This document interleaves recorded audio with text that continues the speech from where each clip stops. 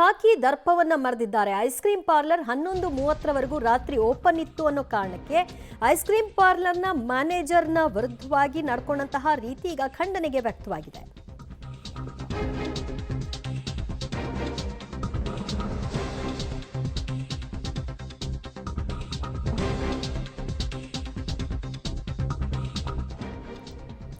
Ice cream parlour manager ಮೇಲೆ ಖಾಕಿ ದರ್ಪ ಮರೆದಿದ್ದಾರೆ. ರಾತ್ರಿ 11:30ರ ವೇಳೆಗೆ ಓಪನ್ ಇದ್ದಂತಹ ಐಸ್ ಕ್ರೀಂ ಪಾರ್ಲರ್ ಈ ಹಿನ್ನೆಲೆಯಲ್ಲಿ ಪ್ರಶ್ನೆ ಮಾಡಿದ್ದಾರೆ.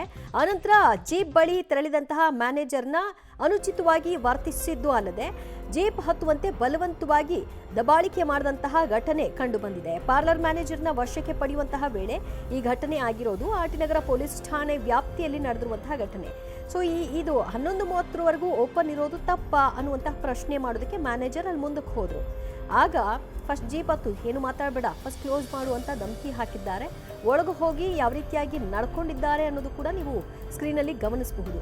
ಮ್ಯಾನೇಜರ್ನ ಬಲವಂತವಾಗಿ ಹೊರಗೆ ಕರ್ಕೊಂಡ್ಬಂದಿದ್ದಾರೆ. ಇದು ಆರ್ಟಿ ನಗರದ ಐಸ್ ಕ್ರೀಂ ಪಾರ್ಲರ್. 11:30 ರಾತ್ರಿ ಓಪನ್ ಇತ್ತು. ಅಫ್ಕೋರ್ಸ್ ಅಲ್ಲಿ ಕಸ್ಟಮರ್ ಕೂಡ ಇರೋದು CCTVಯಲ್ಲಿ ನೀವು ನೋಡಬಹುದಾಗಿದೆ. ಏಕಾಏಕಿ ಬಂದಂತಹ ಪೊಲೀಸರು ಒಳಗೆ ಹೋಗ್ತಾರೆ, ಮ್ಯಾನೇಜರ್ ಜೊತೆಗೆ ಮಾತನಾಡ್ತಾರೆ, ಬಲವಂತವಾಗಿ ಆತನನ್ನ ಹೊರ ಕರ್ಕೊಂಡ್ಬರ್ತಾರೆ. ನಂತರ ಜೀಪ್ ಕತ್ತು ಅಂತ ದಬ್ಬಾಳಿಕೆ ನಡೆಸೋದನ್ನು ನೋಡಬಹುದು. ರಾತ್ರಿ ಎಲ್ಲ ಓಪನ್ ಇರೋ ಪಬ್ ಬಾರ್ಗಳಿಗೆ ಇವರ ದರ್ಪ ಇರಲ್ಲ, ಅವರ ಬಗ್ಗೆ ಅನುಕಂಪ. ಆದ್ರೆ ಐಸ್ ಕ್ರೀಂ ಪಾರ್ಲರ್ 11:30ರವರೆಗೂ ಇದ್ರೆ ಮಾತ್ರ ಇವರಿಗೆ ಸಮಸ್ಯೆನಾ ಅನ್ನುವಂತಹ ಪ್ರಶ್ನೆ. ರಾತ್ರಿ 1ರವರೆಗೂ ಕೂಡ ಅಂಗಡಿಗಳನ್ನ ಓಪನ್ ಇರಿಸ್ಕೊಳ್ಳಿಕ್ಕೆ ಅವಕಾಶವೇ ಇದೆ.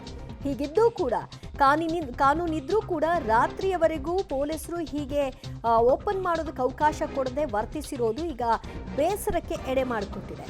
ನಾರ್ಮಲಿ ನೀವು ನೋಡಬಹುದು ಪಬ್ ಬಾರ್ಗಳು ಎಷ್ಟು ಗಂಟೆವರೆಗೂ ಓಪನ್ ಇರುತ್ತೆ, ಅವ್ರ ಮೇಲೆ ಯಾಕಿಲ್ಲ ಇವರ ಗದಾ ಪ್ರಹಾರ. ಅಲ್ಲಿ ತೋರುವಂತಹ ಸಾಫ್ಟ್ ಕಾರ್ನರ್, ಕೇವಲ ಐಸ್ ಕ್ರೀಂ ಪಾರ್ಲರ್ ಮೇಲೆ ಯಾಕೆ ಇವರ ಗದಾ ಪ್ರಹಾರ ಅನ್ನುವಂತಹ ಪ್ರಶ್ನೆಗೆ ಸ್ವತಃ ಪೊಲೀಸರೇ ಉತ್ತರ ಕೊಡಬೇಕು. ಆಮೇಲೆ 1 ಗಂಟೆಯವರೆಗೂ ಪರ್ಮಿಷನ್ ಅಂತ ಹೇಳೋದು, ಮಗದೊಂದು ಕಡೆಯಲ್ಲಿ ನೀವು ಮುಚ್ಚಬೇಕು ಅಂತ ಬಲವಂತ ಹೇರೋದು. ಇದರ ಇಂಟೆನ್ಷನ್ ಏನು ಅನ್ನೋದು ಸ್ಪಷ್ಟವಾಗಿ ಗೊತ್ತಾಗುತ್ತೆ. ಅದಷ್ಟು ಮಾಹಿತಿ ಪಡೆಯೋಣ ನಮ್ಮ ಪ್ರತಿನಿಧಿ ನರಸಿಂಹಮೂರ್ತಿಯಿಂದ. ನರಸಿಂಹಮೂರ್ತಿ, ಇದೇನು ಮೊದಲ 11:30ರವರೆಗೂ ಐಸ್ ಕ್ರೀಂ ಪಾರ್ಲರ್ ಓಪನ್ ಇರೋದು, ಅಥವಾ ಬೇರೆ ಏನಾದರೂ ಎಕ್ಸ್ಪೆಕ್ಟೇಷನ್ ಇದ್ದು ಅದು ಫುಲ್ಫಿಲ್ ಆಗಿಲ್ಲ ಅಂತ ಈ ರೀತಿ ವರ್ತನೆನಾ?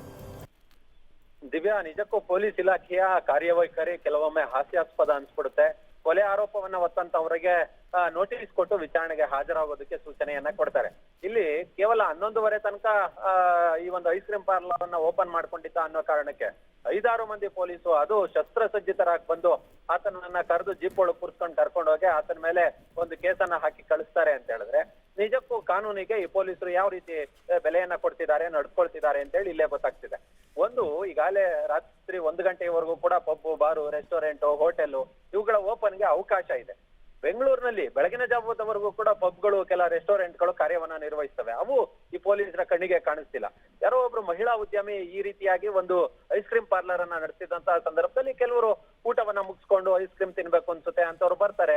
ಸಹಜವಾಗಿ ಒಂದು 12:30 ಈ ಸಮಯಕ್ಕೆ ಮುಚ್ಕೊಳ್ತಾರೆ. ಈಗಿದ್ದು ಕೂಡ ಏಕಾಏಕಿ 11:30 ತನಕ ಐಸ್ ಕ್ರೀಂ ಪಾರ್ಲರ್ ತೆರೆದಿದ್ದಾನೆ ಅನ್ನೋ ಕಾರಣಕ್ಕೆ ಆತನನ್ನ ಕರೆದೊಯ್ದಿದ್ದಾರೆ. ಆತನ ಮೇಲೆ ಕೇಸನ್ನ ಹಾಕಿದ್ದಾರೆ. ಪೊಲೀಸರು ಇಲ್ಲ ಅಕ್ಕಪಕ್ಕದವರೆಲ್ಲ ಕಂಪ್ಲೇಂಟ್ ಮಾಡ್ತಿದ್ರು, ಹೀಗಾಗಿ ಆತನನ್ನ ಕರೆದೊಯ್ಯಲಾಯ್ತು ಅನ್ನೋ ಒಂದು ಸಬೂಬನ್ನ ಹೇಳ್ತಿದ್ದಾರೆ. ಆ ಅಕ್ಕಪಕ್ಕದವರು ಕಂಪ್ಲೇಂಟ್ ಅನ್ನ ಮಾಡೋದಕ್ಕೆ ಐಸ್ ಕ್ರೀಂ ಪಾರ್ಲರ್ ನಲ್ಲಿ ಏನು ಜಾಸ್ತಿ ಜೋರಾಗಿ ಸೌಂಡ್ ಹಾಕಿರ್ತಾರ? ಏನಿಲ್ಲ, ಅವ್ರ ಪಾಡ್ಗೆ ಅವ್ರು ಬರ್ತಾರೆ, ಐಸ್ ಕ್ರೀಂ ತಿನ್ಕೊಂಡು ಹೋಗ್ತಾರೆ. ಹೀಗಿದ್ದು ಕೂಡ ಪೊಲೀಸರ ಈ ಒಂದು ಕಾರ್ಯವೈಖರಿ ಇದೆಯಲ್ಲ, ನಿಜಕ್ಕೂ ಒಂದ್ ರೀತಿ ನಾಚಿಕೆಗೇಡಿನ ಸಂಗತಿ. ನಿಜಕ್ಕೂ ಪೊಲೀಸರು ಈ ರೀತಿಯಾಗಿ ಅವ್ರಿಗೆ ಅಧಿಕಾರ ಇದೆ ಅನ್ನೋ ಕಾರಣಕ್ಕೆ ಯಾರೋ ಉದ್ಯಮಿಗಳನ್ನ ಅಥವಾ ಯಾರೋ ಕೆಲಸಗಾರರನ್ನ ಈ ರೀತಿಯಾಗಿ ನಡೆಸ್ಕೊಳ್ಳೋದು, ಅವ್ರ ಮೇಲೆ ಕೇಸ್ ಹಾಕೋದು, ಇದು ನಿಜಕ್ಕೂ ಅಕ್ಷಮ್ಯ ಅಪರಾಧ. ಥ್ಯಾಂಕ್ ಯು ನರಸಿಂಹಮೂರ್ತಿ ನಿಮ್ಮೆಲ್ಲ ಮಾಹಿತಿಗೆ.